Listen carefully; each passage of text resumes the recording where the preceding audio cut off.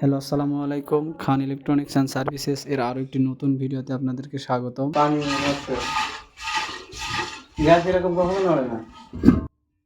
তো এই গ্যাসের ভিতরে কিন্তু পানি ভরা।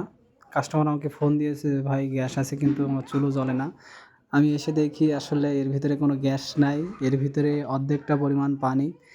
তো কতটুকু পরিমাণ জালিয়াতি করা শুরু করেছে এই গ্যাস কোম্পানির লোক, আপনারা দেখেন। এর ভিতরে কিন্তু সব পানি।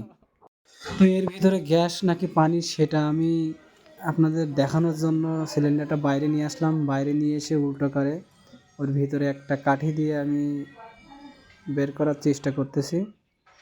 তো এই দেখেন এর ভিতর থেকে পানি বের হচ্ছে।